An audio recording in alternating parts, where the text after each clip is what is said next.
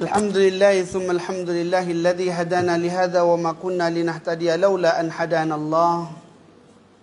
Uhayyikum bittahiyyatil Islam. Assalamu alaikum warahmatullahi wabarakatuh. Alhamdulillahi alladhi hadana lihadha wa ma kunna linahtadiya laula an hadana Allah. Ashhadu wa nashhadu an la ilaha illallah wahdahu la syarika lah ilahan wahidan wa rabban syahidan wa nahnu lahul muslimun wa la hawla wa la quwata illa billahil aliyil azim. Wa ba'du, alhamdulillah. Bertemu kita lagi di dalam perbahasan tafsir Nurul Ihsan penggal yang keempat. Pada menyatakan suratul Mulk, puja-puji tertentu dirafa' bagi Allah Ta'ala, Tuhan Ta'aluk sekalian alam. Dialah Tuhan yang layak disembah dengan sebenar-benar sembah, dan Dia jugalah Tuhan yang telah menciptakan kita, yang asalnya daripada setitik air yang tidak berarti dinamakan ia sebagai mani, lalu disimpan dalam sebuah empangan yang kukuh dinamakan ia sebagai rahim ibu. Dalam tempoh dan waktu yang ditetapkan, maka lahirlah kita ke dunia ini diiringi dengan nikmat-nikmat daripada Allah Subhanahu wa Ta'ala. Dan sebesar-besar nikmat yang kita perolehi pada malam mulia ini, nikmat Islam dan iman. Selawat bersulamkan salam buat junjungan besar kita Sayyidina wa Habibuna Syafi'una wa Dhurina Maulana Muhammad sallallahu alaihi wasallam, yang mana syafaat dan bantuan daripada baginda Nabi lah yang kita dambakan di akhirat kelak atas ahli keluarganya, para sahabatnya serta orang-orang yang mengikuti jejak langkahnya. Alhamdulillah. Syukur kita kepada Allah Subhanahu wa taala. Pada malam ini dapat sama-sama kita menyambung kembali perbahasan kita dalam tafsir Nurul Ihsan penggal keempat, pada membahaskan suratul Mulk pada muka surat 209 insya-Allah. Dan sambungan kita pada malam ini ialah pada kalimat Qul huwallazi ansha'akum. Amman hadzal ladzi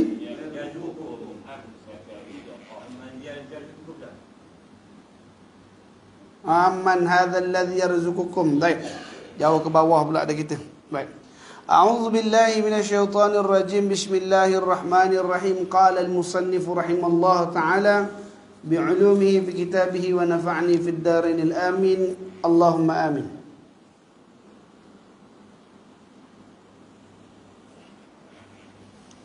Qala Allah subhanahu wa ta'ala amman hadha alladhi yarzuqukum in amsaka rizqah. Adakah ini rezeki akan kamu? Adakah ini rezeki, ini yang rezeki akan kamu? Jika tahan Allah akan rezekinya, maka siapa yang rezeki kamu pula? Arti tiada yang beri rezeki kamu itu lain daripada Allah. Maka apa kerana kamu tiada sembahnya? Baik. Amman hadzal ladzi atu, apakah? Aliful istifham. Jadi soalan Allah tanya, apakah? Man, siapa-siapa? Hadzal ladzi yarzuqukum, yang boleh bagi rezeki kepada kamu. In amsaka rizqa, in amsak, kalaulah rezeki kamu tu ditahan oleh Allah. Kalau Allah tak bagi rezeki kepada kamu, Allah tahan rezeki untuk kamu, adakah siapa-siapa daripada Allah Ta'ala yang boleh menjadikan rezeki untuk kamu? Jadi pada ayat ini ialah ayat dipanggil istifham, ayat tanya. Dan ada jawab dia. Bila dah ditanya amman hadzal ladzi yarzuqukum in amsaka rizqah, jawabnya bal lajju fi utuwi wa nufur. Tetapi berpanjangan mereka itu pada takabur. Masya-Allah, berpanjangan mereka itu pada takabur dan lari daripada ikut yang sebenar. Masya-Allah, tabarakallah taala. Jadi ayat ni ayat Allah Subhanahu wa taala sindir manusia. Allah Ta'ala tanya dengan manusia yang menyangka kehidupan dia itu tadi kehidupan yang boleh memberikan kepada mereka tadi kesenangan, kenikmatan.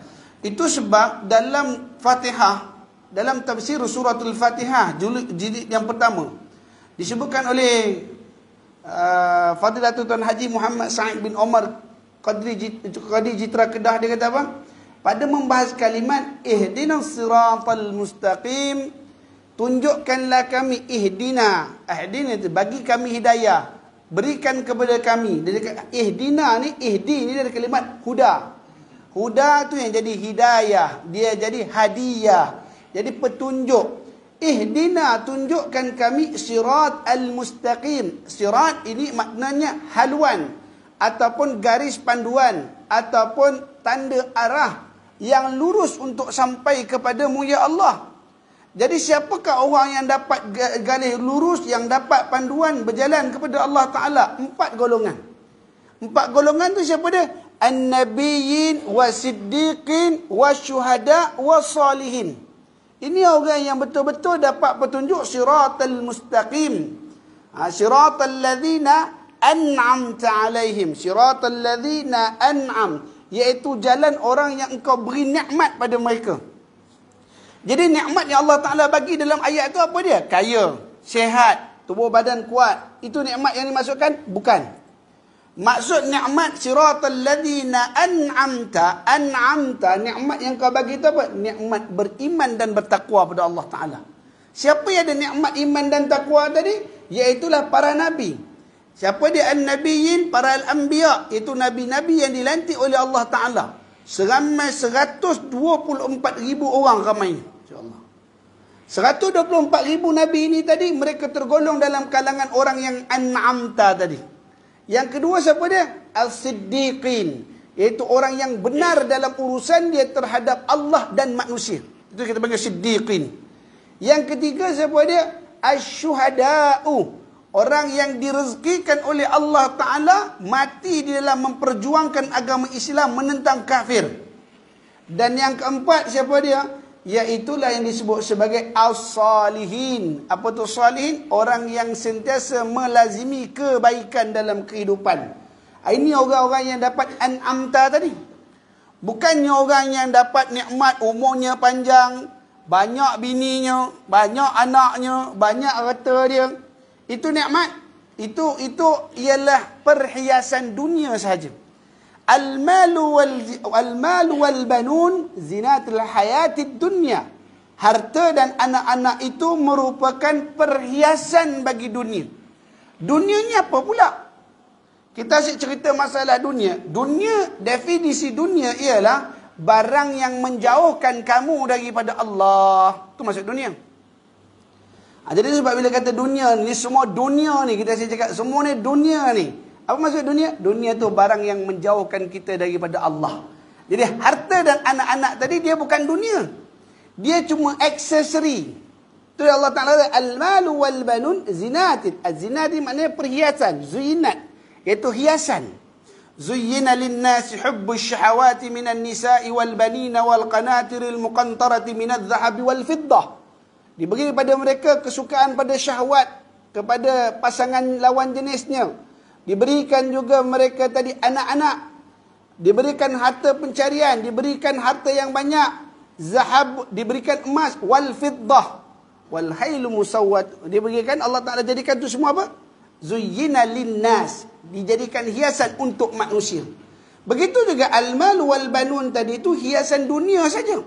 Tapi bagaimana kita meletakkan hiasan itu? Sama ada kita menjadikan dia dunia ataupun hanya perhiasan aksesori kehidupan saja.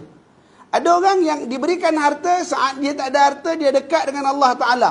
Tapi bila al-mal, hartanya bertambah, dia makin jauh daripada Allah.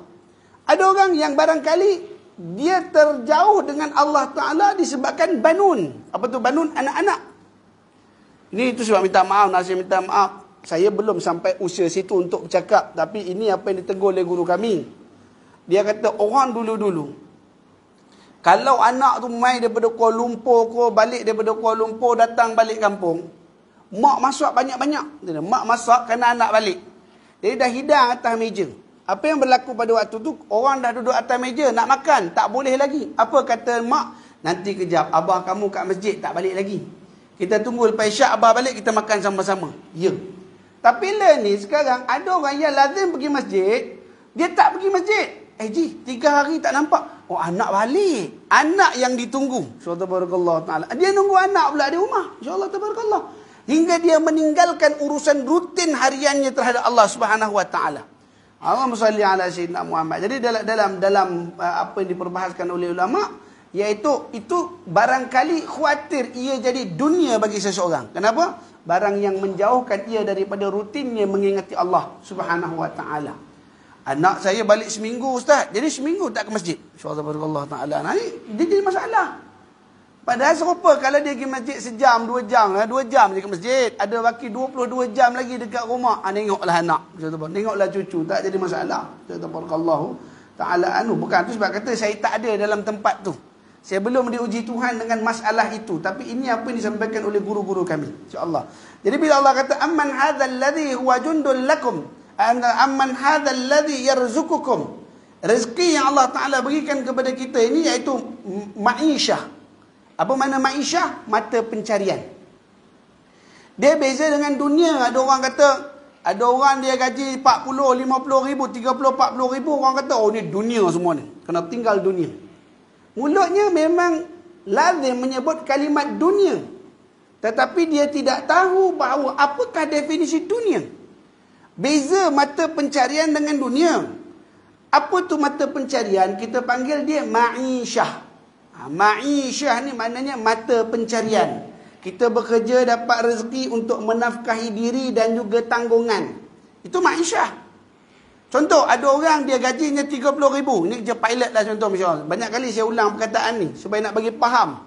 Sebab ada lagi kalimat ungkapan dunia. Kata orang ni dunia semua. Kata Masya Allah. Bila kita kata ma'isyah tu macam mana? Ada seorang pilot gajinya 30 ribu.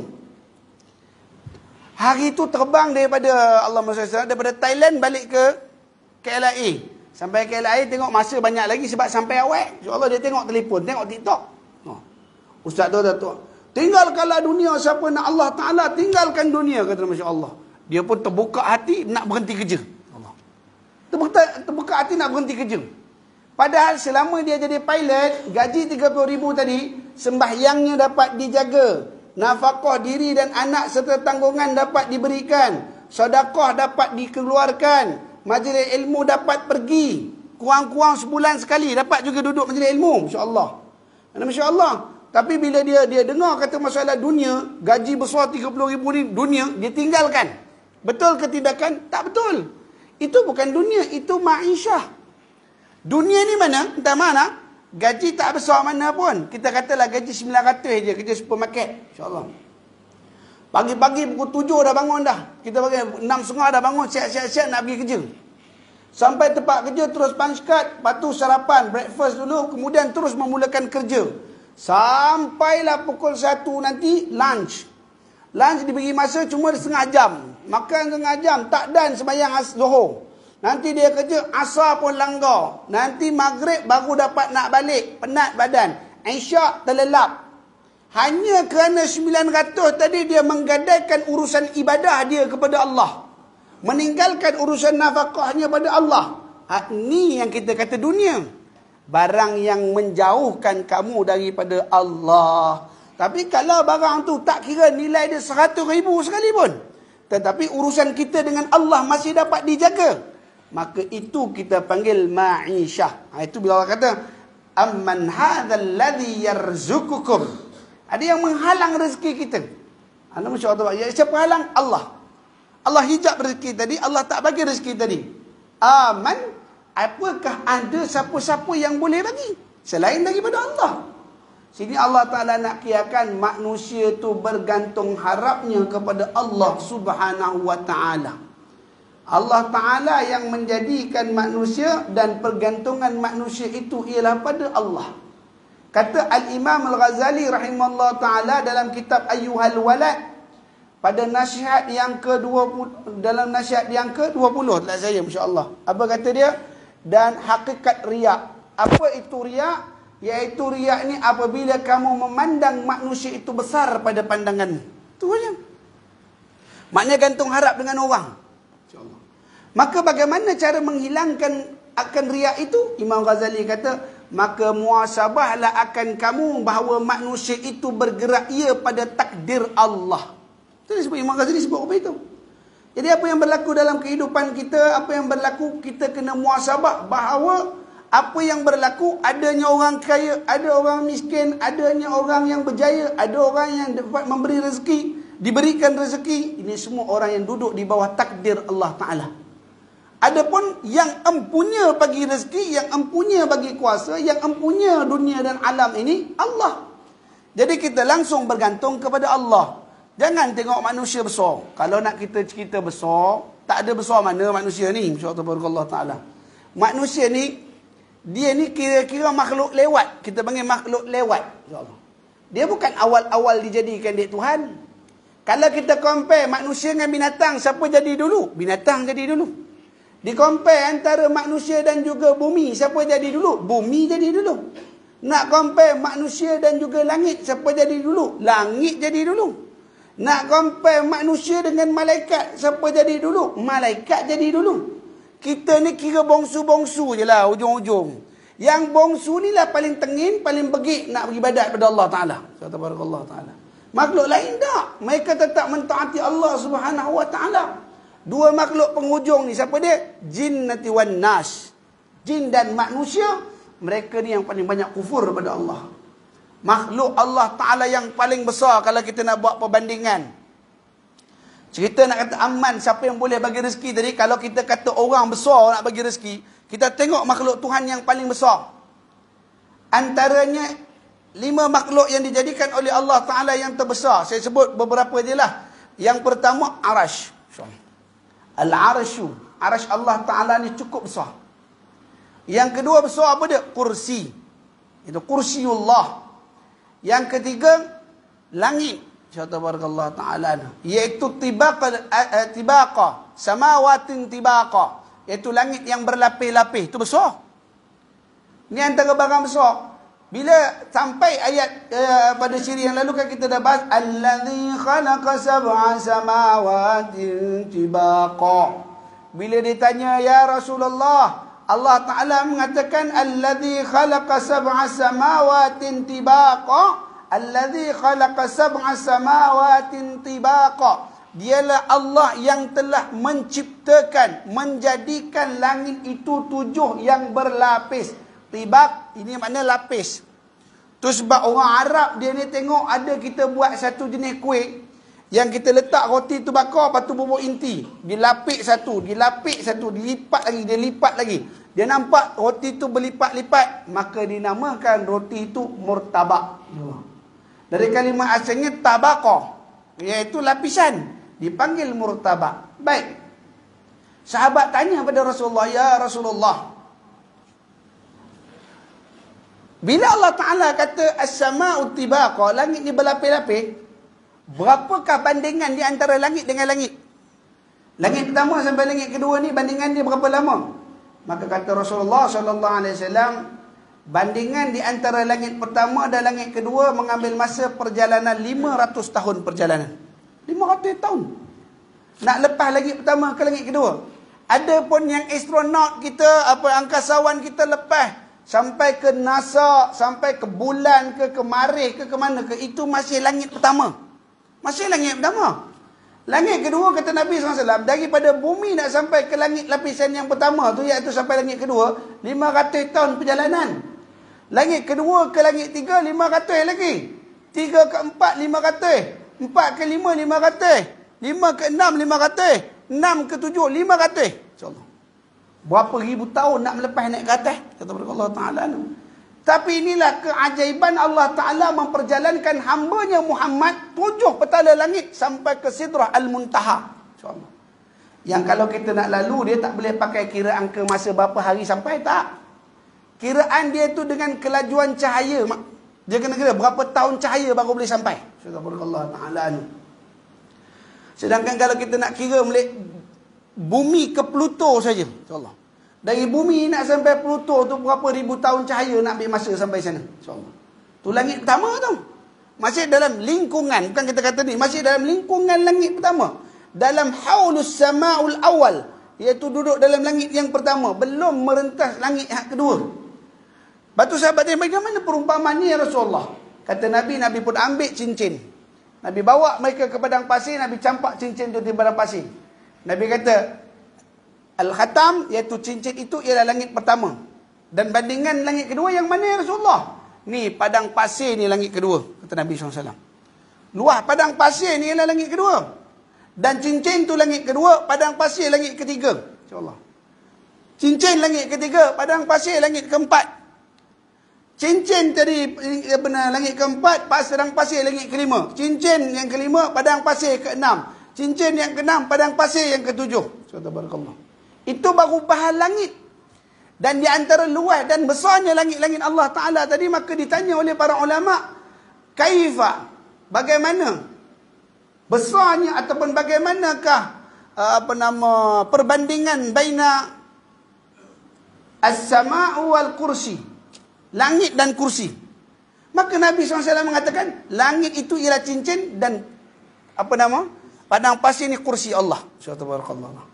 Dalam masalah kursi Allah Ta'ala ni tu sebab pada ayat wasi'a kursiyuhus samawati wal ard. Sebab allazi kursi as-samawati wal ard. Maka bila ditanya antara kursi dan arash, berapa bandingan dia?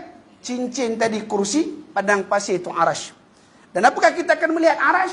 Akan lihat. Himpun di padang mahsyar nanti, tiap-tiap orang yang sampai di padang mahsyar ketika mendongak dia melihat arash Allah di langit. Subhanallah Ta'ala. Dia kata itu. Arash berada di bawah, arash berada di atas pandangan kepala-kepala ahli yang sedang beratur atau ahli yang sedang berkumpul di yaumul mahsyar. Maka mendongak mereka memandang kepada arash. Subhanallah Ta'ala. Arash ialah makhluk Tuhan yang paling besar. Jadi itu sebab tidak pernah ada orang bertanya, Ustaz, arash ni makhluk? Ya, arash ni makhluk. Jadi dia masuk syurga ke neraka? Masuk. Jadi bagi arash tidak ada masuk syurga tak masuk neraka dia, kerana luasnya lebih besar. Syurga boleh duduk di atas dia. Subhanallah Ta'ala. Ni nak katakan arash. Arash ni jangan kita bayang dia hamparan ke apa ke, dia satu makhluk. Makhluk yang Allah jadikan. Dan perbahasan berlaku dalam orang-orang yang kurang faham dengan perbahasan yang dikatakan Ar-Rahmanu 'alal 'arsy istawa. Ar-Rahmanu, dia kata fi sittati ayyamin thumma istawa 'alal 'arsy. Allah Ta'ala jadikan alam ni dalam 6 masa dan kemudian ia istawa 'alal 'arsy. Ni maka kata Al-Imam Malik rahimahullah Ta'ala ketika menjawab bertanyakan soalan ini ialah bid'ah, kata dia, masya-Allah. Dan menetapkan Allah itu dengan sifat di atas arsy itu kufur, kata Imam Malik rahimahullah Ta'ala. Jadi soalan tak boleh ditanya sebenarnya. Itu hak Tuhan. Dalam Al-Quran dia ada ayatum muhkamatuhunna ummul kitabi wa ukharru mutasyabihat. Dalam Quran dia ada ayat muhkamat, dia ada ayat mutasyabihat. Ayat-ayat muhkamat ni itu ayat hukum, dia jelas. Ayat hukum ni ayat jelas. Ayat yang boleh ditakwilkan, ayat yang boleh bukan takwil, ayat yang boleh ditafsirkan langsung, kerana ayatnya jelas dan mudah faham. Tapi ada ayat nama dia ayat mutasyabihat. Ayat mutasyabihat ni Allah Ta'ala kata mutasyabihat. Wa ma ya'lamu ta'wilahu illallah. Tidak ada yang tahu takwilnya illallah, malaikat Allah. Warrasikhuna fil ilm. Waw di situ waw bahas. Sekarang warrasikhuna fil ilm. Ahli nahwu kata waw tu waw ataf. Sambung Allah dan orang yang diberikan ilmu. Tetapi ulama balaghah kata bukan. Waw tu di situ bukan waw sambung. Waw tu waw mula cerita lagi. Warrasikhuna fil ilmina. Orang yang beriman, orang yang berilmu diberikan ganjaran yang lain. Dia cerita gitu. Ni nak cerita rezeki. Rezeki ni apa dia? Bukan barang yang masuk perut je. Orang ingat rezeki itu ialah barang masuk perut. Tak. Itu sebab kita minta pada Allah Ta'ala bila doa makan. Kita baca makan. Antara doanya apa? Allahumma barik lana fima razaqtana wa qina azaban nar. Ini sebenarnya dia bukan doa makan. Ini doa nampak nikmat. Doa nampak nikmat. Makanan dihidangkan, belum nak makan. Allahumma barik lana fima razaqtana wa qina adzabannar. Beli kereta, Ustaz, alhamdulillah Ustaz, saya loan lulus Ustaz, kata dapat beli kereta besar sikit, Ustaz minta tolong doa. Kita pergi tepi kereta tu, Allahumma barik lana fima razaqtana wa qina adzabannar. Betul tak betul? Betul lah kaedah dia. Allahumma, wahai Allah, barik lana, berkatilah fima razaqtana, pada barang yang telah engkau rezekikan kepada kami. Maksudnya apa? Lindungi kami ya Allah. Barang kau bagi rezeki pada kami ini, selamatkan kami daripada menggunakannya daripada benda-benda yang haram, dan selamatkan kami dengan sebabnya kami masuk neraka. Jangan jadi kami gunakan kereta ini untuk buat maksiat. Jangan kami jadikan makanan yang kami makan ini menegak tubuh badan kami, lalu kami lebih mudah untuk melakukan maksiat. Jangan jadikan tubuh kami bertambah umur yang penuh dengan maksiat. Itu waqina azabannar. Kenapa tak baca Allahumma barik lana fima razaqtana wa adkhilnal jannah? Ya Allah, berkatilah rezeki yang telah engkau berikan kepada kami. Tu sebab masalah rezeki ni kita minta apa dia? Berkat. Tu je dalam hidup kita, berkat. Berkat ni jangan samakan berkat orang Jawa dengan berkat Arab. Dia lain. Insya-Allah barakallahu taala anu. Kalau berkat orang Jawa ni, insya-Allah barakallahu taala anu, yang dibenarkan Allah taala. Ini perkara yang saya lihat masyarakat dah mula kata Piramli jarang-jarang buat, insya-Allah. Kalau dia buat majlis tahlil, insya-Allah barakallah. Sekarang ni habis dia tahlil, apa dia kata? Tuan-tuan, terima kasih sudi datang ke majlis tahlil pada hari ini. InsyaAllah jamuan ada di luar. Marilah sama-sama makan. InsyaAllah barakallah. Orang sekarang. Orang dulu dia tak bagi. Nak. Orang dulu baik kenduri kahwin, baik kenduri tahlil. Lagi kalau tahlil, habis je taqabbalallahu minkum, inna minkum taqabbal ya karim. Cuba angkat hidangan pakai talam tak? Dia bawa letak talam satu. Kenapa? Kerana ihtiram liduyuf, kerana menghormati tetamu. Kita tetamu datang rumah, kita hidangkan makanan di depan tetamu. Ini kata guru kita. Bahkan kalau mampulah cerita dia, gaulkan nasi, nganga tamu, mereka suapkan. Insya-Allah. Sampai tak itu nak kata duyuf, nak menghormati tetamu tadi. Insya-Allah. Saya pernah, ceritanya minggu ni saya banyak cerita ni. Pernah pergi tahlil rumah orang Jawa. Insya-Allah taala anu.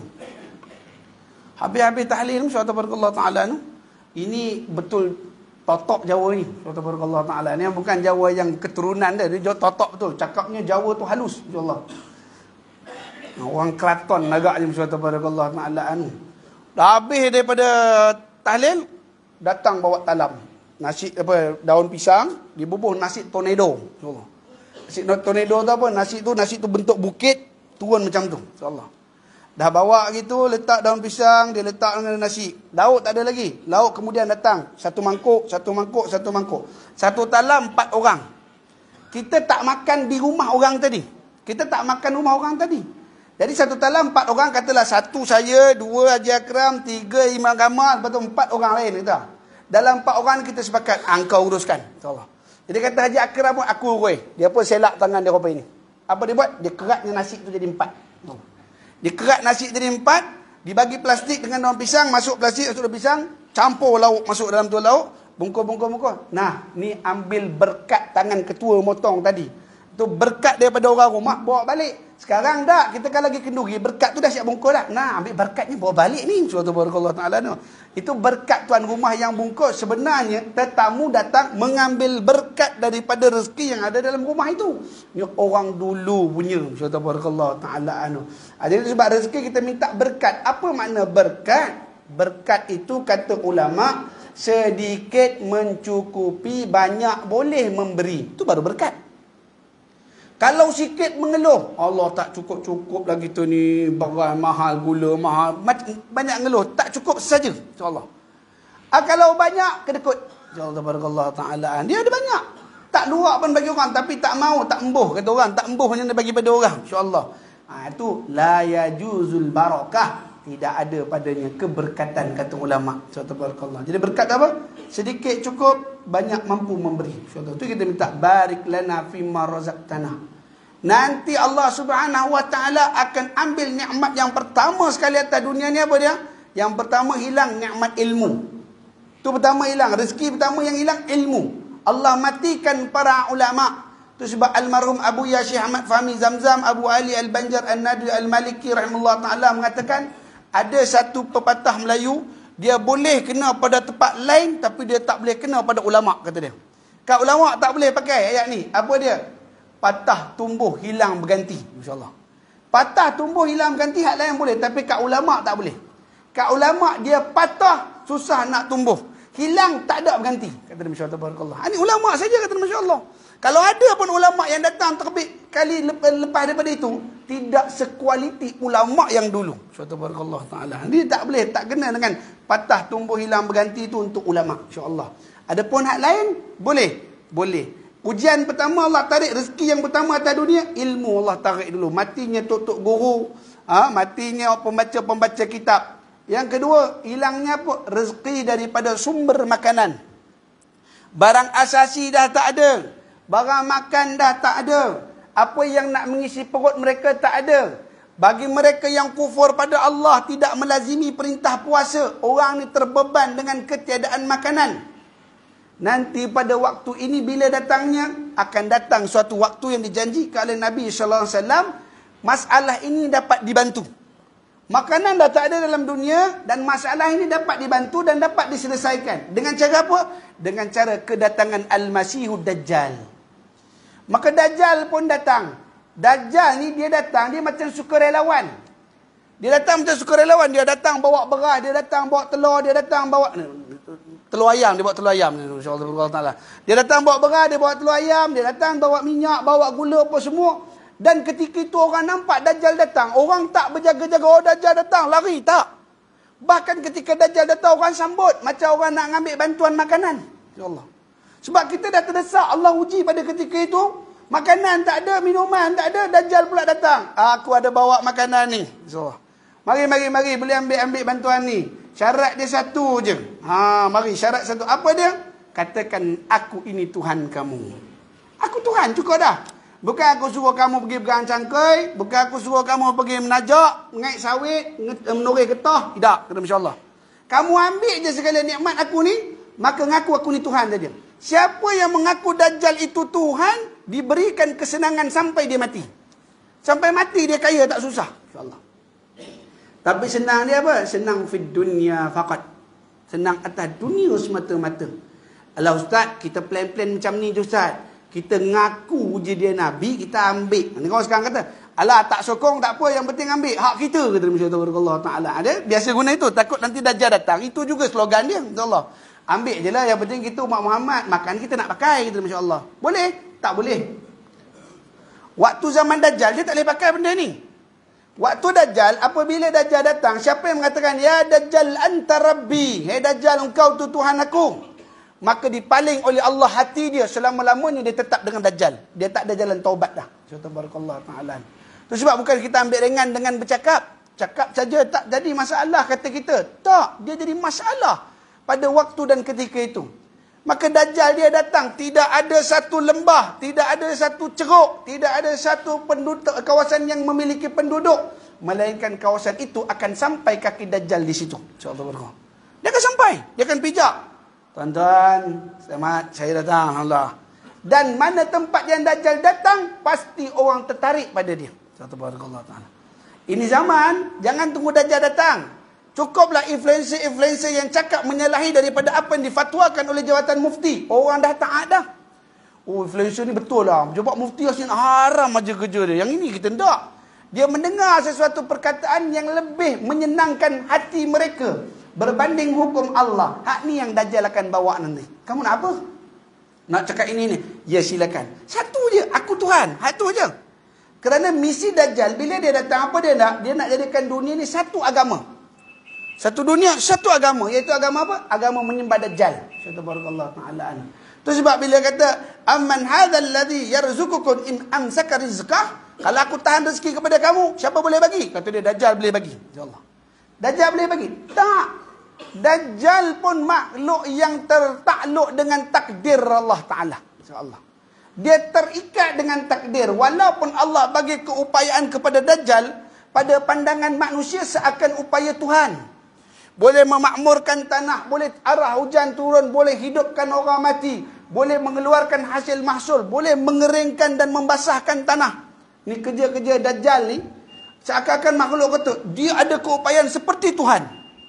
Kata Nabi SAW, tidak akan berlaku kiamat selagi tidak keluar 30 ekor Dajjal. InsyaAllah. Yang 29-nya itu mengaku sebagai Nabi, yang terakhir mengaku sebagai Rasul, sebagai Tuhan. Kata Allah Ta'ala. Maka bila Dajjal tu dah keluar nanti, Allahumma salli ala sayyidina Muhammad, pada saat ketika itu, dia juga makhluk yang terikat dengan takdir. Dajjal ni Allah tarik satu daripada dia, apa dia? Allah tarik pada Dajjal rasa takut. Rasa takut dia Allah tarik pada Dajjal. Dajjal tak takut siapa pun.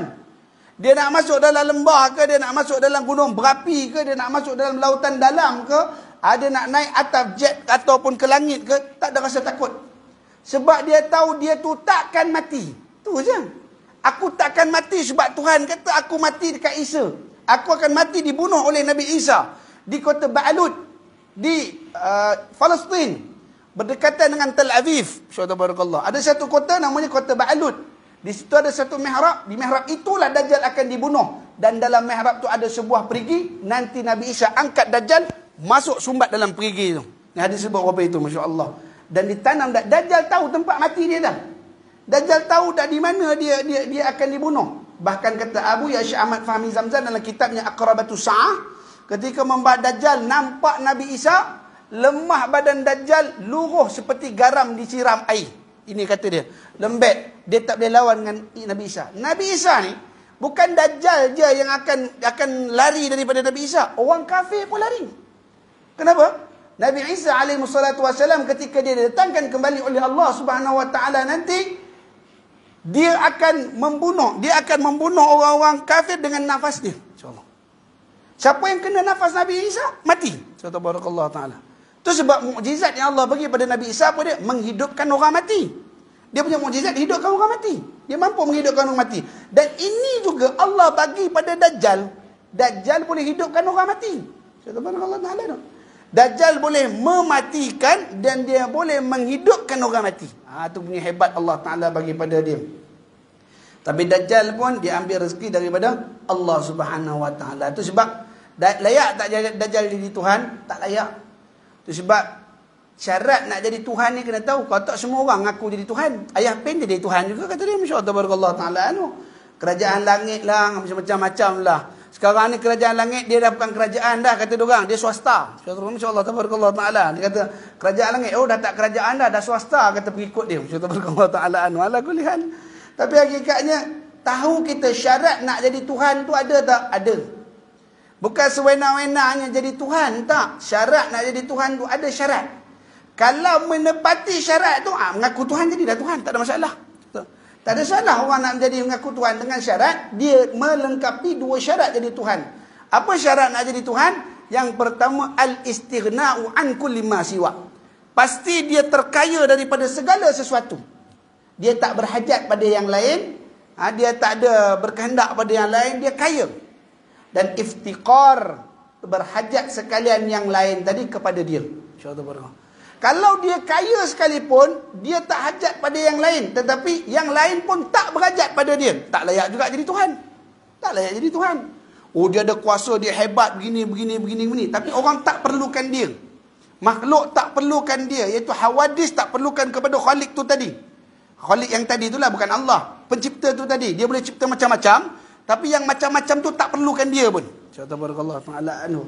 Maka layak jadi Tuhan? Tak layak juga jadi Tuhan. Itu sebab nak dapatkan al-istighna' an kulli ma siwa dengan iftiqar tadi tu, ma'adaduh tadi, iaitu iftiqar tadi, syarat dia mesti terikat dengan aqaidatul khamsin, akidah 50, insya-Allah. Itu kalau masuk tauhid lah. Nanti kalau ada pengajian tauhid minta ustaz tauhid syarahkan.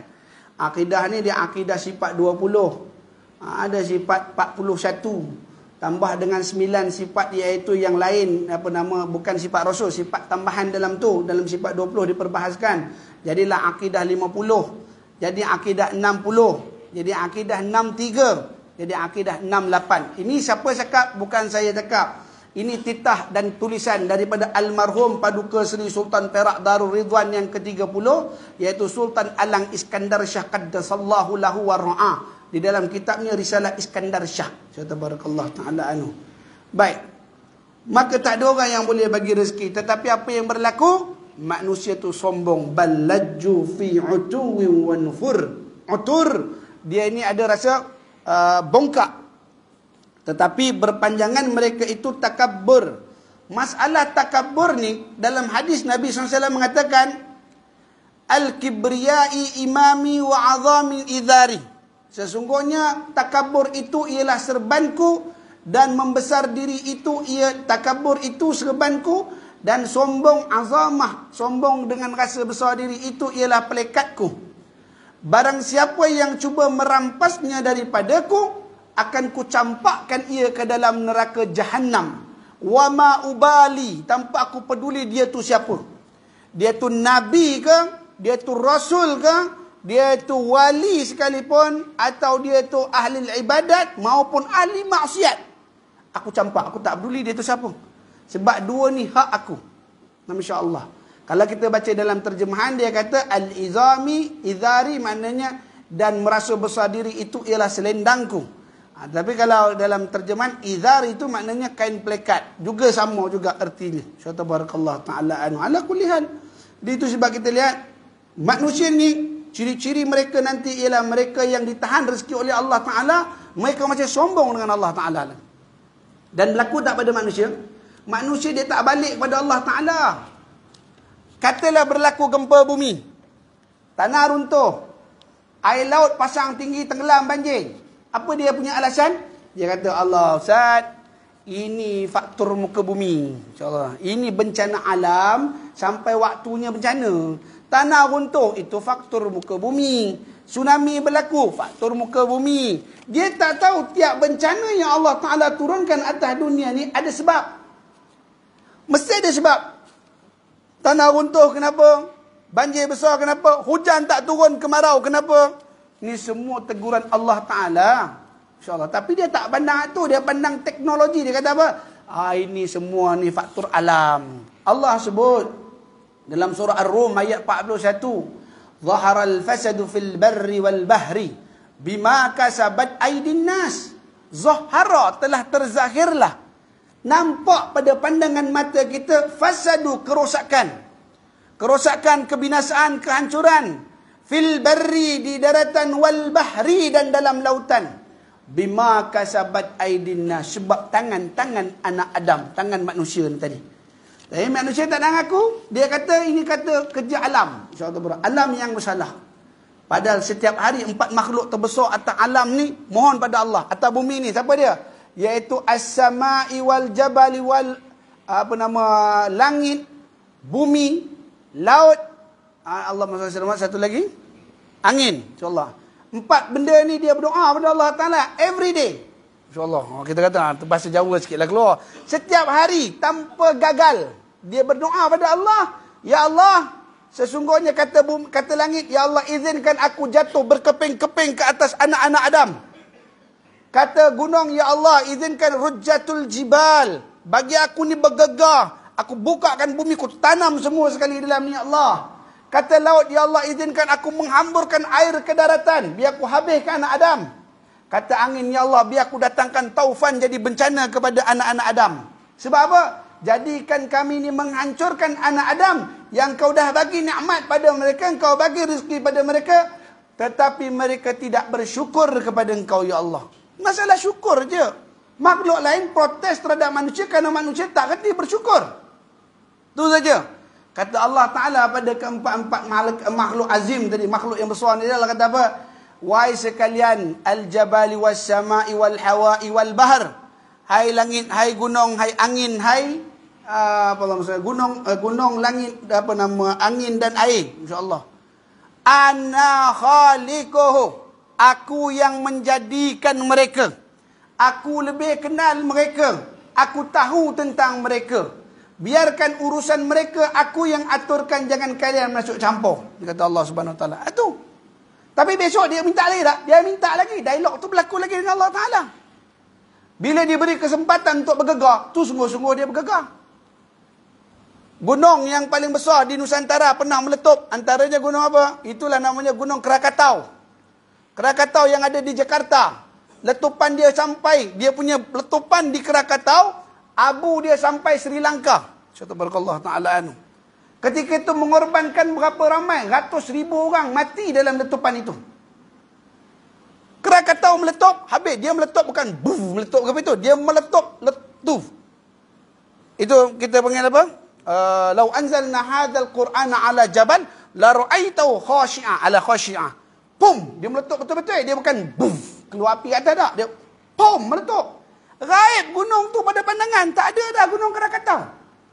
Selang daripada 5 tahun ke 7 tahun, timbul satu ledakan bumi, pum, naik 3 biji gunung baru, kita panggil anak Krakatau. Subhanallah. Dan apa yang berlaku di Indonesia? Kalau Merapi meletup, anak Krakatau meletup, cukup 3 gunung meletup. Merapi di Padang, Merapi di Tanah Jawa, kemudian Krakatau di Jakarta. 3 dia meletup, hilang Indonesia daripada peta dunia. Subhanallah Ta'ala. Itu sebab ada kaitannya gunung dengan alam. Dan tanda besar kiamat nanti salah satunya bila gunung memberi protesan. Kita selamat. Kita kata, Ustaz, saya belajar geografi, Ustaz. Bukan tak belajar. Gunung ni terbagi pada dua. Satu namanya gunung lipat tua, satu gunung lipat muda. Ada yang di Indonesia tu gunung lipat muda, Ustaz. Dia lingkaran api Pasifik dan magma bahan bakar bawah bumi masih kuat. Sedangkan di Malaysia ni gunung lipat tua, kata dia, Masya Allah. Gunung lipat tua tidak menghasilkan magma ataupun menghasilkan lava untuk meletup. Tak ada, Ustaz. Benda ni, ini kita belajar. Jangan buat bahasa. Di Ranau tu pergi tengok, Masya Allah. Di Poring. Dia bawah gunung Kinabalu tu, daripada Ranau kita akan pergi Poring. Di Poring tu tempat kolam air panas. Saya membahas dengan guru tentang masalah, kami ngaji ilmu falak. Dalam perbahasan falak tu cerita langit, tapi masuk cerita bumi. Apa dia? Gunung Kinabalu tu puncaknya di Ranau, tapi kakinya di Kalimantan. Contoh barakallahu ta'ala tu. Kaki gunung Kinabalu tu apa itu? Itu kita nampak. Dia punya akar jaluran bawah dia tu. Jaluran bawah dia tu sampai ke Kalimantan. Dan dia melalui lingkaran api Pasifik. Malaysia dia tak kena. Sebab Malaysia dia duduk melingkar api itu je. Dia kena ke Indonesia. Tapi sekali dia meletup, lebih kuat daripada Hiroshima dengan Nagasaki punya nuklear. Subhanallah ta'ala. Ini Masya Allah. Dulu dia bagi hint sikit je. Gegar tu tutup patah Dongki. Nose of Dongki Kinabalu tu. Masya Allah. Dia patah sikit je situ. Ranau berapa banyak rumah tenggelam, tanah terbuka. Sikit je gegarnya. Pasal Mak Saleh 7 orang bogey di atas. Masya Allah ta'ala tu. Kata dia orang lah pasal bogey tak, Masya Allah ala kulihan. Tapi hakikatnya nak bagi tahu, Allah kalau nak binasakan alam, Allah sebut dalam Quran, dalam suratul Qari'ah tak? Dalam kata apa? Dan kamu melihat gunung itu berterbangan umpama kali katu. Gunung dia akan terbang. Subhanallah. Gunung ni dia bukan bumi. Siapa kata gunung bumi tu, saya nak jumpa jugalah, Masya Allah. Gunung dia bukan bumi. Quran kata, alam naj'alil arda mihada. Dan kami jadikan bumi ni hamparan. Satu tapak yang kosong. Wal jibala autada. Dan kami ciptakan gunung ni, bubuk kat situ. Dia kedudukan, dia terduduk. Gunung ni dia bergerak. Gunung dia bergerak. Dengan puncak-puncaknya. Suatu barakallahu ta'ala. Jadi gunung ni, dia membesar. Pakar gunung mengatakan, gunung membesar 1 tahun, besar dia naik 32 mm. Kalau batu yang dekat tempat tabung haji tu kita percaya boleh besar. Kita kata kecil dulu batu tu, Ustaz. Sekarang dia dah besar. Lagi Kinabalu, lagi Gunung Jerai, lagi Gunung Liang. Kalau yang paling dekat sini, Tanjung Malim lah, Gunung Liang. Liang Timur dengan Liang Barat. Barakallah. Nak naik pun 2 hari sampai puncak Liang tu. Barakallah ta'ala anu. Itu dia membesar. Barakallah. 32 mm setahun. Kalau Tuhan nak jadikan dia rezeki pada kita meletup, habis. Bukan rezeki tu, musibah. Bila Allah nak jadikan musibah, dia meletup. Boleh tak dia meletup? Boleh. Sebab Allah kata, "Lau anzalna hadzal Qur'ana 'ala jabali la ra'aitahu khashi'an mutasaddian min khasyatillah." Gunung tu boleh meletup sebab apa? Bukan sebab ada gunung berapi, bukan sebab ada magma, tapi dia boleh meletup kerana khasyatillah, kerana ketakutan dia kepada Allah Taala. Itu saja. Bila Allah suruh dia meletup, meletuplah dia.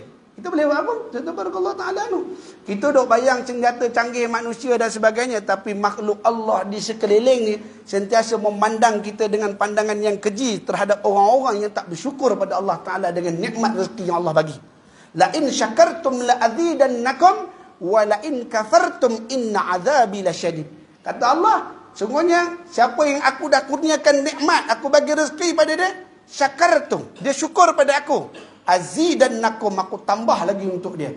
Wala in kafartum, tapi siapa aku bagi rezeki, dengan rezeki tadi dia buat kerja yang kufur kepada aku, dengan rezeki tadi dia buat maksiat pada aku. Ada orang cakap, suka hati saya lah Ustaz, duit saya, harta saya nak buat apa, saya lah. Allah kata, azidannakum wala in kafartum, dia kufur pada aku, inna azabi lasyadid. Cuma perbahasan azab syadid, ulama sebut dalam tafsir, al-azab syadid fi dunya wala fil qabr wala fil akhirah. Kata dia, adakah azab tu di dunia, di dalam kubur, atau di akhirat? Masyaallah, barakallah. Mana-mana tempat daripada 3 tempat yang disebutkan tadi, boleh saja Allah Ta'ala nak turunkan azab. Masyaallah, barakallah. Boleh. Terhadap siapa? Orang yang tidak bersyukur dengan nikmat. Allah, saya kalau nak cerita ni nanti orang marah saya, tapi saya kena khabar. Di antara Allah tarik nikmat besar, hari ini saya dapat kesedaran, insya-Allah, sebagaimana saudara kita yang ada di Syria. Insya-Allah. Saudara-saudara kita di Syria tak dapat makan, susah cari makan. Perang saudara tidak berpengakhiran, tak nampak akhir lagi, perang aja. Cuma kita sekarang ni dilihatkan dan dipandangkan terhadap isu Palestin. Tetapi isu yang ada di Syria masih serupa. Diorang mengambil kotak, potong kotak tu macam mana? Masa saya mengaji tu dipotong kotak karton tu. Kotak coklat tu lah, kotak yang karton kotak karton apa dia? Boleh lah. Kotak tu dia potong petak-petak celup dengan air putih. Dia makan kotak, insya-Allah. Anggap biskut jadilah makan celup. Yang ngutip di tanah runtuh apa kau cari? Cari roti hancur, insya-Allah. Makan. Bila menang balik kita dengar khabar, ustaz, dia ada satu cerita orang Syria ni dia ada satu aib. Apa aib dia? Kalau kita makan habis, insya-Allah. Kita makan nasi tu kan makan sepinggan, mesti kena tinggalkan paling tidak setumpuk. Masya-Allah tabarakallah. Kalau habis licin, orang kata dia ni pelahap. Subhanallah taala. Jadi menjadi adat bagi mereka buang makanan. Dulu ada setengah daerah, kita tak kata keseluruhan, setengah daerahnya mereka buang makanan kerana nak menunjukkan kemewahan rezeki. Subhanallah taala. Hak ni tu sebab saya cakap kalau saya khabar ni orang ngaji Syria marah. Ustaz Ridwan ni apa tahu bukan pernah pergi Syria. Subhanallah taala. Lalu kan perkara ni berlaku. Sebab apa nama housemate saya daripada Syria. Dia mengaji di Ribat Fatah Tabarakallah Ta'ala di Syria. Kemudian bila perang berlaku di antara Muhammad Asad Al-Hafiz kemudian dia lari ke Mesir, duduk dengan saya di Mesir, insya-Allah. Yang ini dia khabar, orang Mesir dengan orang Syria lain, kata dia. Orang Mesir makan tak habis tu aib. Kalau orang Syria makan habis tu aib, kata Masya-Allah Tabarakallah Ta'ala. Ada beza di situ. Jadi bila Allah Ta'ala tarik nikmat rezeki, kita pun tak boleh nak kata apa. Tu syakartum azidannakum wa la in kafartum inna azabi lasyadid tu berlaku. Insya-Allah nanti kita akan sambung lagi pula. Tu habis cerita rezeki. Orang tak ada rezeki pun belagak ni, pepatah Melayu dengan apa? Melayu Perak je, Melayu lain saya tak tahulah. Biar papai asal bergaya, kata Masya-Allah Tabarakallah Ta'ala. Makna dah papai pun tak mau mengaku lagi dia susah. Masya-Allah Tabarakallah Ta'ala. Jadi tu sebab kata ballanju fi utuwi wan nufur. Insya-Allah. Walaupun dia tak ada rezeki, dia dok tak kabur, dia rasa dia besar lagi, dan ketika apa? Dan dia lari daripada ikut perintah Allah, tak nak ikut perintah Allah Ta'ala juga. Dia rasa Allah bagi musibah pada dia, maka dia makin jauh daripada Allah Subhanahu wa Ta'ala. Wa ya'udzubillah, dan kita minta lindung pada Allah daripada penyakit-penyakit yang demikian rupa itu tadi. Dan kita minta lindung pada Allah, Allahumma inni a'udzubika min fitnatid dajjal. Kita minta lindung daripada fitnah dajjal, wal fitnatul mahya, dan fitnah kehidupan. Ini zaman kita sedang berada di zaman fitnah kehidupan. Kita dengar berita Palestin perang. Mereka berjuang bermati-matian, mempertahankan akidah, mempertahankan tanah air. Mereka mati di Palestin syahid. Bagaimana kita yang di Malaysia hari ini dengan isu negara kita yang lebih teruk, Allah datangkan ujian kita teruk lagi. Kita bukan berperang dengan senjata. Kita dalam Malaysia sekarang sedang berlaku peperangan dipanggil Ghuzwatul Fikr, iaitu perang pemikiran. Minggu yang lalu kita tengok berhimpun anak-anak muda di Kuala Lumpur, menubuhkan satu persatuan, satu tubuh, apa dia? Persatuan Etis Malaysia. Subhanallah Ta'ala. Siapa dia? Anak-anak muda. InsyaAllah. Lingkungan bawah 40 tahun, mereka berkumpul ramai-ramai. Mereka mewartakan, mereka mengisytiharkan diri mereka etis. Jadi tak ada agama dan tak percaya pada Tuhan. Kalau buka di Facebook, kita ada Etis Melayu. 50,000 pengikut dalam tu. Subhanallah Ta'ala. Kita tak nampak permainan dakwah jarum halus yang dimasukkan dalam negara kita. Kita nampak ujian yang berlaku di Palestin, kita nampak ujian yang berlaku di Burma, kita nampak ujian yang berlaku di India, kita nampak ujian yang berlaku di negeri orang. Tapi ujian dalam negeri kita ialah Allah sedang uji bagaimana iktiqad dan juga kecekalan dalam memahami agama terhadap anak-anak nusa bangsanya. Subhanallah. Ini dalam masalah watan. Kalau kita bahas benda ni panjang pula, tapi ini yang berlaku. Dengan isu ni sedikit, baru minggu lepas dah, insya-Allah tabarakallah. Sedikit bini ramai suami. Insya-Allah tabarakallah taala. Saya pejabat agama kecoh benda ni, insya-Allah tabarakallah taala. Bini banyak suami. Dia dah ada suami. Pakat suami dengan bapa perempuan. Pakat. Yang perempuan ni pergi kenal dengan laki-laki lain tu masuk Minang diterima. Duit antaran dapat, pergi akad nikah. Duduk 2 hari, 3 hari dengan pengantin laki baru. 3 hari, lari cabut balik dengan laki lama. Subhanallah Ta'ala. Barang semua ambil. Kahwin dengan laki lain. Padahal laki dia masih ada. Pak mentua dan juga laki masih main-main peranan dalam cerita ini. Dunia kita. InsyaAllah. Ustaz nak cerita macam ni buat pening kepala je lah Ustaz. Tak apa ambil tahu pula. Sebab kita tak cakna. Kita barangkali bangun pagi, kita datang sembahyang subuh, kan pukul 7.30, pukul 8, pergi roti canai, sapedek, roti telur, sarang ke apa ke, Masya Allah. Sembang sikit, Masya Allah. Nanti balik, lelap sekejap. Balik kerja, lelap sekejap. Pergi kebun kan, aku dia. Zuhur datang masjid. Kita duduk dalam bi'ah masyarakat Islam. Kita duduk dalam bi'ah yang sejahtera. Tapi risiko yang akan ditanggung oleh generasi yang akan datang ni yang kita kena fikirkan juga. Ini Masya Allah, Barakallah Ta'ala. Sebab fitnahnya Dajjal tu amat dekat dah dengan kita. Kita duduk ni zaman fatan, zaman ujian. Maka tatkala itu kita berhati-hatilah ayat di Bunda Rahmatullah Ta'ala. Dan saya secara individu menolak pertubuhan etis ni tadi. Dan apa yang boleh saya katakan, mereka ni tidak layak menamakan persatuan mereka dengan Persatuan Etis Malaysia. Kenapa tak boleh nama Persatuan Etis Malaysia? Sebab mereka bukan rakyat Malaysia. Dia bukan rakyat Malaysia. Kenapa saya kata dia bukan rakyat Malaysia? Kerana dia telah melanggar undang-undang tubuh bagi sebuah negara. Indonesia, ketika mana dulu kerajaannya berpecah-pecah, Indonesia pecah. Daripada Sabang sampai Merauke. Sabang utara Aceh, Merauke kat selatan Papua Guinea. Tiap-tiap ada pemerintahnya, daripada orang Aceh dengan teku-tekunya, daripada Papua Guinea, orang Floresnya, orang Maduranya, dengan orang asli yang pegang cucuk hidung, tak berseluar, tak pernah mandi. Macam mana Soekarno menjadikan mereka tu bersatu? Daripada Sabang sampai sini, dalam pidato saya ingat apa kata Soekarno, insya-Allah. Kalau jadi Hindu jangan jadi India, insya-Allah. Kalau jadi Islam jangan jadi Arab. Kalau jadi Kristian jangan jadi Yahudi. Jadilah kamu atas nama nusa bangsa sendiri, insya-Allah. Musuh bagi sebuah negara bukanlah dari luar, tetapi musuh bagi sebuah negara itu ialah rakyatnya sendiri, insya-Allah. Yang mana rakyatnya kecanduan dengan budaya luar yang dibawa masuk ke dalam negeri sendiri. Ini kata Soekarno, Allah Ta'ala. Jadilah kita berperlembagaan, berpersatuan dan juga bernusa budaya dalam kehidupan, insya-Allah. Jadi apa daripada ucapan dia? Conclusionnya mereka panggil Nahdlatul Ulama, duduk sama Kiai Haji Hashim Asy'ari, tubuh satu perlembagaan yang dinamakan sebagai Pancasila. Pembentukan sebuah negara Indonesia. Dan Malaysia juga begitu. Daripada tip of Kudat di Sabah sampai Gua Kelam di Perlis. Contoh barakallahu ta'ala anu. Pembentukan negeri Tanah Melayu. Malaysia ni 2 kali sebut hari merdeka dia. Pertama 31 Ogos, yang kedua 16 September. InsyaAllah. 2 kali. Jadi maknanya kita isytihar, orang masuk, Sabah dan Sarawak masuk dalam Malaysia, kita bagi tahu. Tapi ketika Brunei dan Singapura keluar daripada Malaysia, bila tarikh? Kata Allah Ta'ala. Tak cakna. Tapi nak bentuk ni, dia membentuk dengan kesepakatan Durbar dan juga Majlis Ulama, sehingga terbentuklah rukun negara.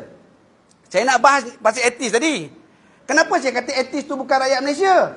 Sebab dia dah langgar rukun negara. Rukun negara pertama sekali apa? Kepercayaan kepada Tuhan. Kalau tak percaya Tuhan, tak boleh jadi rakyat Malaysia. Kesetiaan kepada raja dan negara. Itu sebab raja diangkat sebagai ketua agama dan negara yang memiliki perlembagaan. Kalau tak taat pada perlembagaan negara dan tak setia kepada raja, tak layak jadi rakyat Malaysia. Ketiga, iaitu keluhuran perlembagaan. Keempat, kedaulatan undang-undang. Mereka ni sedang mencabul hak undang-undang dalam Malaysia. Kita ada akta dalam Malaysia, ada rang undang-undang, ada undang-undang berkanun. Daripada sekecil-kecil mahkamah rayuan sampai ke mahkamah tinggi, mahkamah syariah sampai ke mahkamah sivil. Ini semua ada undang-undang. Akhirnya kesopanan dan kesusilaan. Tak sopan mereka terhadap orang Malaysia. Dalam sembahyang, rukun 13. Mula dengan tak berdiri betul, niat, takbiratul ihram, Fatihah, rukuk, iktidal, sujud. Katalah dalam 13 tu kita berkenan, alah ustaz, saya rasa tak nak baca Fatihah. Meninggalkan satu rukun saja, iaitu Fatihah. Sah tak sembahyang dia? Tak sah sembahyang. Hak ni dia kata nak tubuh negeri, nak jadi rakyat, rukun dia yang 5 ni tadi. Tiba dia tak nak pakai yang satu ni, tak nak percaya pada Tuhan. Sah tak kewarganegaraan dia? Tak sah warga negara. Contoh barakallah. Hak tu boleh kita perambat keluar. Contoh barakallah. Kerana kita pandang cetek dengan masalah ni, kita kata apa? Hak mereka lah, entak mereka lah. Yang penting saya tak ada apa-apa. InsyaAllah barakallah. Minta maaf panjang sikit bab yang ini sebab nak bagi cakna. Benda ni berlaku. InsyaAllah berlaku dalam Malaysia. Dan inilah jihad kita. Tabarakallahu taala anhu. Nanti tu sebab saya kata nama saya ni cepat nak kena panggil sebab isu-isu macam ni pergi naik pula. Kalau tak pejabat mufti Selangor, mufti Perak, kenalah saya. Tabarakallahu taala anhu. Tapi saya betul. Isu etis lebih berat daripada isu murtad. Lebih berat. Almarhum Tan Sri Datuk Sri Dr. Harusani Zakaria, mantan mufti Kerajaan Negeri Perak. Dia berjuang sampai akhir hayat, sampai meninggal dia. Isu murtad di Malaysia tak selesai. InsyaAllah. Tiba-tiba datang pula satu kelompok baru, tak mengaku Tuhan, tak mengaku agama pula. Dalam Malaysia ni, ada yang beragama Islam, ada yang beragama Kristian, ada yang ikut ajaran Hindu dan Buddha. InsyaAllah. Jadi masing-masing ada kepercayaan terhadap sembahan masing-masing. InsyaAllah. Saya tak katalah Tuhan tu Allah Ta'ala aja sebab la ilaha illallah. Tiada Tuhan yang layak disembah melainkan Allah. Tapi sekurang-kurang mereka menepati piawaian rukun negara, kepercayaan kepada Tuhan tadi. Satu kelompok baru ni langsung tak mau percaya Tuhan. Tu boleh kita atasi sebenarnya. Yang paling payah satu lagi golongan nama dia free thinker. Free thinker lagi sakit kepala. Semua agama betul pula. InsyaAllah. Islam betul, Kristian betul, Hindu betul, penipuan betul, semua betul. InsyaAllah barakallahu ta'ala. Mana-mana boleh buat. Ada satu lagi pula, apa nama dia baru sebut di tengah lepas, satu agama ni, dia ni orang yang hetero. Dia bukan tak percaya agama. Dia tak percaya agama dan dia bukan percaya agama. Tak. Maknanya dia tengah-tengah. Kalau kau boleh buktikan Tuhan tu ada, aku percaya Tuhan. Tapi kalau kau tak boleh buktikan Tuhan tu ada, aku pun tetap tak percaya Tuhan. Dia macam tu. Awang tengah-tengah. Ini masyarakat kita diuji dengan akidah ini. Nanti bila Dajjal datang, senang saja cucuk jarum Dajjal ni dengan perkataan-perkataan mereka. Wa na'udzubillahi min zalik. InsyaAllah nanti kita sambung lagi lah. Sakit kepala. Afamay yamshi muqibban ala wajihi ahda. Kali yang seterusnya kita akan bahas tentang ahda ammay yamshi sawiyan ala siratin mustaqim. Iaitu tentang bagaimana yang kita sebut hari-hari ihdinas siratal mustaqim. Kita akan sambung sila akan datang afaman yamshi muqibban ala wajhi ahda amma yamshi sawiyan ala siratin mustaqim. Ada kaitan di antara Fatihah dan Al-Mu'minin. Nanti kita akan bahas pada siri akan datang. Wallahu taala a'lamu bisawab. Tak, sebelum saya tangguh pengajian kita pada malam mulia ni, saya buka ruang soalan kalau ada yang bertanya. Wala tafaddal ma'jura. Tak ada. Baik, tak ada soalan sekadar itu. Ada hajat insya-Allah dalam 10 minit lepas ni insya-Allah kita hajat untuk bacakan tahlil arwah untuk Haji Muhammad Ayyub bin Haji Muhammad Sharif, Hajjah Aisyah binti Ainul Haq, Abdullah bin Jaka, Hajjah Aisyah binti Dahlan, Ishaq bin Haji Muhammad Ayyub, Tahirah binti Haji Muhammad Ayyub, Haji Muhammad Sharif bin Asghar Ali, Hajjah Hasinah binti Imam Ali, Razina binti Muhammad Arif dan Muhammad Qahar Darwish bin Haji Muhammad Akram. InsyaAllah mudah-mudahan kita sama-sama bacakan tahlil dan doa. Moga Allah Ta'ala berikan keafiat dan kelapangan dan kemakmuran bagi mereka dan diri kita insyaAllah. Tabarakallah Ta'ala.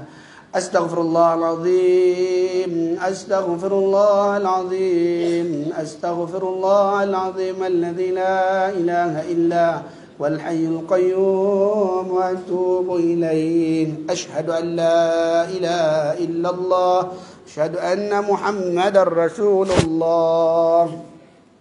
Ila hadratin nabiyina Muhammad sallallahu alaihi wasallam, ila ruhi abaina ummahatina ولجدنا ولجدتنا للمشايخنا لأستاذنا للخصوصا إلى المرحوم حجي محمد أيوب بن حجي محمد شريف القبر، للخصوصا إلى المرحوم عبد الله بن جكا في القبر، للخصوصا إلى المرحوم إسحاق بن حجي محمد أيوب في القبر، للخصوصا إلى المرحوم حجي محمد شريف بن أصغر علي في قبر، للخصوصا إلى المرحوم محمد قهار درويش بن حجي محمد أكرم في القبر، للخصوصا إلى المرحومة حجة عائشة بنت عين الحق في القبر، للخصوص إلى المرحومة حجة عائشة بنت الدحلان في القبر، للخصوص إلى المرحومة طهيرة بنت حجي محمد أيوب في القبر، للخصوصا إلى المرحومة حجة حسينة بنت إمام علي في القبر، للخصوصا إلى المرحومة رزينة بنت محمد عارف في القبر من المسلمين والمسلمات والمؤمنين والمؤمنات شيء لله. لهم الفاتحة.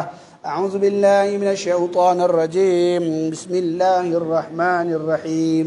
الحمد لله رب العالمين الرحمن الرحيم مالك يوم الدين إياك نعبد وإياك نستعين اهدنا الصراط المستقيم صراط الذين أنعمت عليهم غير المغضوب عليهم ولا الضالين. من المسلمين المسلمات والمؤمنين المؤمنات شيء لله لهم الفاتحة. أعوذ بالله من الشيطان الرجيم. بسم الله الرحمن الرحيم. الحمد لله رب العالمين الرحمن الرحيم مالك يوم الدين إياك نعبد وإياك نستعين اهدنا الصراط المستقيم صراط الذين أنعمت عليهم غير المغضوب عليهم ولا الضالين. بسم الله الرحمن الرحيم. قل هو الله أحد الله الصمد لم يلد ولم يولد ولم يكن له كفوا أحد. بسم الله الرحمن الرحيم. قل هو الله أحد الله الصمد لم يلد ولم يولد ولم يكن له كفوا أحد. بسم الله الرحمن الرحيم. قل هو الله أحد الله الصمد لم يلد ولم يولد ولم يكن له كفوا أحد. لا إله إلا الله والله أكبر. بسم الله الرحمن الرحيم. قل أعوذ برب الفلق من شر ما خلق ومن شر غاسق إذا وقب ومن شر النفاسات في العقد ومن شر حاسد إذا حسد. لا إله إلا الله والله أكبر.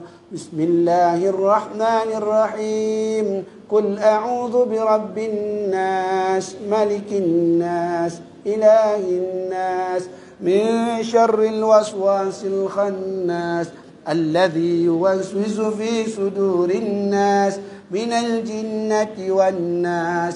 لا إله إلا الله والله أكبر. بسم الله الرحمن الرحيم. الحمد لله رب العالمين الرحمن الرحيم مالك يوم الدين إياك نعبد وإياك نستعين اهدنا الصراط المستقيم صراط الذين أنعمت عليهم غير المغضوب عليهم ولا الضالين.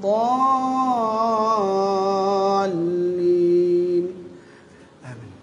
بسم الله الرحمن الرحيم. ألف لام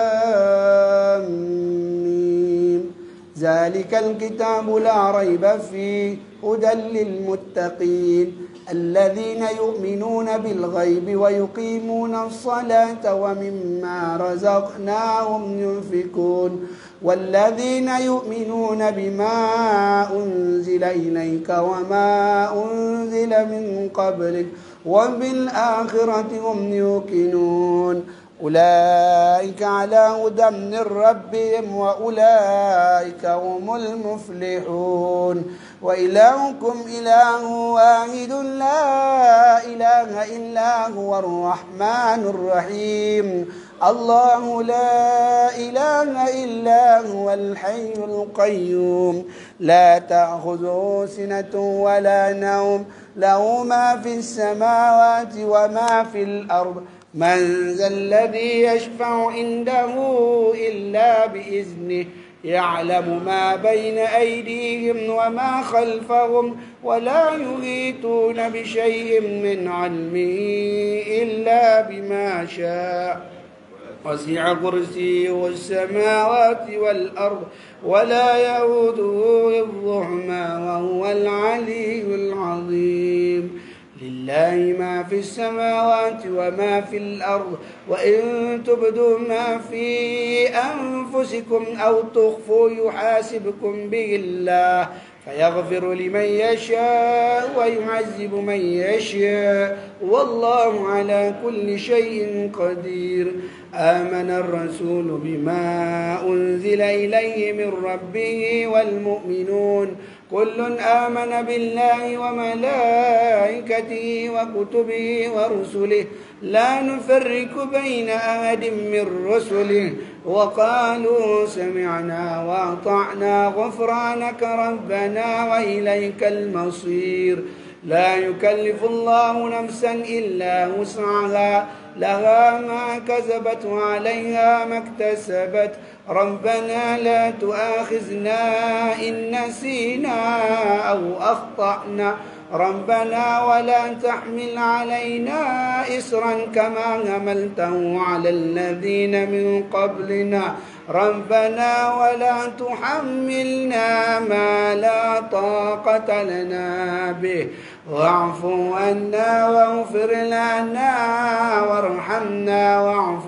عنا واغفر لنا وارحمنا واعف عنا واغفر لنا وارحمنا أنت مولانا فانصرنا على القوم الكافرين برحمتك يا أرحم الراحمين ارحمنا يا أرحم الراحمين ارحمنا يا أرحم الراحمين ارحمنا ورحمة الله وبركاته عليكم أهل البيت إنه حميد مجيد إنما يريد الله يذهب عنكم رجس أهل البيت ويطهركم تطهيرا إن الله وملائكته يصلون على النبي يا أيها الذين آمنوا صلوا عليه وسلموا تسليما اللهم صل أفضل الصلاة على أسعد المخلوقات كحبيب الله سيدنا محمد وعلى آله وصحبه وسلم عدد معلوماتك ومداد كلماتك كلما ذكرك ذاكرون وغفل عن ذكرك الغافلون اللهم صل أفضل صلاة على أسعد المخلوقات كشمس الضحى سيدنا محمد وعلى آله وصحبه وسلم عدد معلوماتك ومداد كلماتك كلما ذكرك ذاكرون وغفل عن ذكرك الغافلون اللهم صل أفضل صلاة على أسعد المخلوقات كبدر الدجى سيدنا محمد وعلى آله وصحبه وسلم عدد معلوماتك ومداد كلماتك كلما ذكرك ذاكرون وغفل عن ذكرك الغافلون وسلم رضي الله تبارك وتعالى عن كل صحابة رسول الله أجمعين حسبنا الله ونعم الوكيل نعم المولى ونعم النصير ولا حول ولا قوة إلا بالله العلي العظيم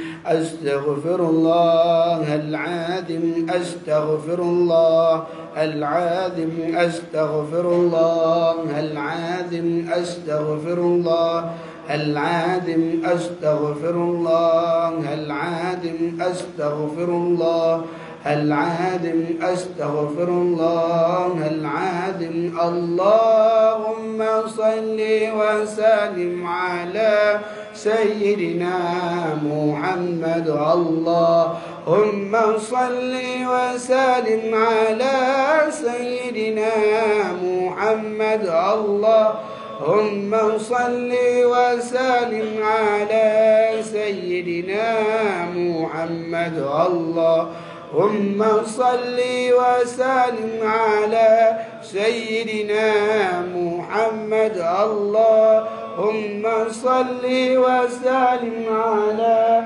سيدنا محمد اللهم صل وسلم على سيدنا محمد اللهم صل وسلم على سيدنا محمد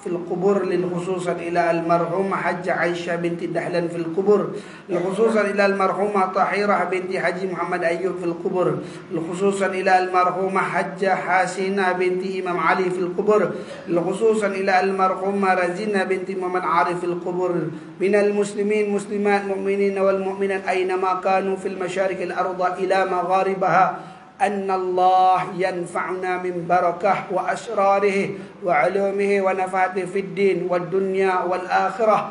الفاتحة. أعوذ بالله من الشيطان الرجيم.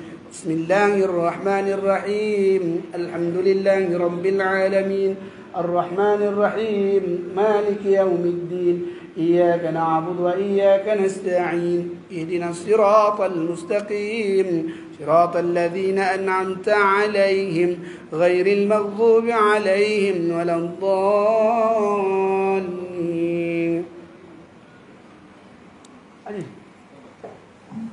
اللهم صل على سيدنا محمد وسيد الأولين والآخرين وسلم رضي الله تبارك وتعالى عن كل صحابة رسول الله أجمعين. بسم الله الرحمن الرحيم. الحمد لله رب العالمين والصلاة والسلام على أشرف الأنبياء والمرسلين وعلى آله وصحبه أجمعين. حمدا حامدين حمدا شاكرين حمدا ذاكرين حمدا ناعمين حمدا نعمه ويكافئ مزيده. يا ربنا يا ربنا يا ربنا لك الحمد كما ينبغي لجلال وجهك الكريم وعظيم سلطانك. اللهم صل على سيدنا محمد صلاة تنجينا بها من جميع الأخوال والآفات وتقضي لنا يا الله يا الله يا الله بقاضي الحاجات وتطهرنا بها من جميع السيئات وترفعنا بها إنك على الدرجات وتبلغنا بالأقصى الغايات من جميع الخيرات في الحياة وبعد الممات. اللهم إنك لا نحصي ثناء عليك كما أثنيت على نفسك فلك الحمد حتى ترضى ولك الحمد إذا رضيت ولك الحمد بعد الرضا. اللهم إنا نسألك سلامة في الدين وعافية في الجسد وزيادة في العلم وبركة في الرزق وتوبة قبل الموت ورحمة عند الموت ومغفرة بعد الموت. اللهم حون علينا في سكرات الموت والنجاة من النار والعفو عند الحساب. ألا يا الله بنظرة من العين الرحيمة تداوي كل ما بي من أمراض سقيمة. بسم الله والحمد لله والخير والشر بمشيئة الله. آمنا بالله واليوم الآخر تبنا إلى الله باطنا وظاهر. يا ربنا واعف عنا وامه الذي كان منا. أصلح الله أمور المسلمين شرف الله شر المعزن. يا علي يا قدير يا سميع يا بصير يا لطيف يا خبير. اللهم أسئ لنا لأمة محمد. اللهم أسئ لنا بأمة محمد. اللهم أسئ لنا بأمة محمد. اللهم اغفر لهم وارحمهم وعافهم واعف عنهم. اللهم اغفر لهم وارحمهم وعافهم واعف عنهم. اللهم اغفر لهم وارحمهم وعافهم واعف عنهم. اللهم نور قلوبنا بنورك الهداية كما نورت الأرض بنورك شمسك أبدا أبدا برحمتك يا أرحم الراحمين. اللهم أرنا الحق حقا ورزقنا اتباعه وأرنا الباطل باطلا ورزقنا اجتنابه. ربنا آتنا في الدنيا حسنة وفي الآخرة حسنة وقنا عذاب النار قنا عذاب النار وقنا عذاب النار وأدخلنا الجنة مع الأبرار يا عزيز يا غفار يا رب العالمين. اللهم اختم لنا بالإيمان. اللهم اختم لنا بالإسلام. اللهم اختم لنا بحسن الخاتمة ولا تختم علينا يا الله يا الله يا الله بسوء الخاتمة. وصلى الله على سيدنا محمد النبي الكريم وعلى آله وصحبه وبارك وسلم بفضلك. سبحان ربك رب عزة عما يصفون سلام على المرسلين والحمد لله رب العالمين. من قبول الفاتحة. الحمد لله رب العالمين الرحمن الرحيم مالك يوم الدين إياك نعبد وإياك نستعين الصراط المستقيم صراط الذين أنعمت عليهم غير المغضوب عليهم ولا الضالين. آمين آمين يا الله آمين يا رحمن آمين يا رحيم آمين يا رب العالمين. ربنا تقبل منا صلاتنا وصيامنا وقيامنا وركوعنا وسجودنا وتخشعنا وتضرعنا وتقصيرنا يا الله يا رحمن يا رحيم. ربنا تقبل منا صلاتنا التامة واغفر لنا ذنوبنا عامة ولا تعذبنا إلى يوم القيامة إنك على كل شيء قدير. ربنا تقبل منا دعاءنا إنك أنت السميع العليم. وتب علينا يا مولانا إنك أنت التواب الرحيم. يا أمان الخائفين آمنا مما نخاف يا أمان الخائفين سلمنا مما نخاف يا أمان الخائفين نجنا مما نخاف دعواهم فيها سبحانك اللهم وتحيتهم فيها سلام آخر دعواهم عن الحمد لله رب العالمين تقبل الله منكم Assalamualaikum warahmatullahi wabarakatuh. Kita mengenai tasbih kafarah dan surah wal 'asr. Subhanakallahumma wa bihamdika asyhadu an la ilaha illa anta